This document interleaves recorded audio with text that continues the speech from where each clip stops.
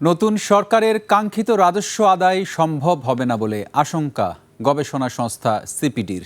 সংস্থার সম্মানীয় ফেলো ডক্টর দেবপ্রিয়র সতর্কতা, বাস্তবসম্মত বাজেট না করে অলৌকিক ব্যয় কাঠামো হাতে নিলে ভবিষ্যতে সরকারকে টাকা ছাপাতে হবে। এতে বাড়বে মূল্যস্ফীতি। যদিও সরকারি দল মনে করে এবারের বাজেট উচ্চবিলাসী নয়, বরং স্থিতিশীলতার বাজেট। লক্ষ্য হবে বৈষম্য নিরসন।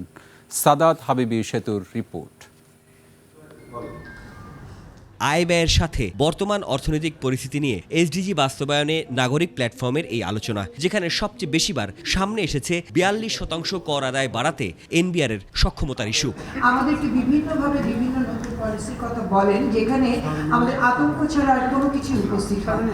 সিপিডির বিশ্লেষণ, বাজেটে ভর্তুকি কমালে জ্বালানি আর কৃষিতে চাপ বাড়বে বার্ষিক উন্নয়ন কর্মসূচির ব্যয় বাস্তবায়নও।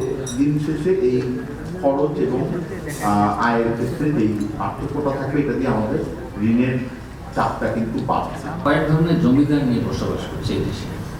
প্রথম জমিদার হচ্ছে যারা প্রজেক্ট প্রণয়ন করেন। এই জমিদারদের কাজ হচ্ছে খালি জমি দখল করা। আর্থিক সংস্কারে সরকারের নীতি কৌশলের সমালোচনার পাশাপাশি সামনে আসে যুক্তরাষ্ট্রের সাথে শুল্ক চুক্তির ভবিষ্যৎ সংকট নিয়েও। একটা দেশের উপরে শূন্য শুল্ক থাকবে, আরেকটা দেশের উপরে থাকবে না, এই জটিল প্রশ্নগুলো কিন্তু চলে আসে। ট্রাম্প ট্যারিফ যখন দিল, আমি যে 3% 4% করে আমার কমায় ফেললাম, প্রাইস কমায় ফেললাম, তখন তো আমি 2% ইনসেন্টিভ তো did not effect me at all. Banking সেক্টরে তারল্য নাই, আপনার বিদ্যুৎ গ্যাসের সংকট এখনো কাটে নাই। তো এইগুলো না কাটলে তো বিনিয়োগ রাতারাতি করে চলে আসবে। অভিযোগ করা হয় সরকারের নানা নীতি কৌশলের ফাঁকফোকর দিয়ে ব্যাংক মাফিয়ারা ফের দেশের অর্থনীতিতে ঢোকার সুযোগ খুঁজছে। অর্থনীতি বলেছেন যে সেখানে তিনি বাতায়ন খোলা রেখেছেন, জানলা খোলা রাখলে হাওয়া আসতে পারে, কিন্তু এসালমও যে আসতে পারে সে কথা কি আমরা ভুলে গেছি?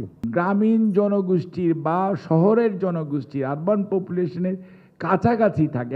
রাজস্ব আদায়ের লক্ষ্যমাত্রা কোনোভাবে বাস্তবায়ন করা না গেলে বাজেটের অগ্রাধিকার ঠিক রাখা সম্ভব হবে না বলে সতর্ক করা হয় এই প্ল্যাটফর্ম থেকে। আপনি যে বাজেটটা করছেন এটা আসলেই বাস্তবসম্মত হচ্ছে, নাকি আপনি অলৌকিক একটি প্রাক্কলন করে, অর্থের প্রাক্কলন করে তার উপরে আপনি ব্যয় কাঠামো দাঁড় করাবেন এবং পরবর্তীতে এটা যদি না মেলানো যায় তাহলে তখন রাতের বেলা টাকা ছাপিয়ে আবার মূল্যস্ফীতিকে বাড়াবেন। এই নাগরিক প্ল্যাটফর্ম থেকে দাবি করা হয় অর্থনৈতিক স্থিতিশীলতা, মূল্যস্ফীতি নিয়ন্ত্রণ, সুদের হার কমানো, টাকার মান ধরে রাখা আর মানুষের রুটি রুজির বিষয়গুলো বাজেটে স্পষ্টভাবে সামনে আসছে না। আয়ের প্রাক্কলন করা হয়েছে তা বাস্তবায়ন হবে না। সাদাত হাবিবি সেতু, 21 টেলিভিশন, ঢাকা।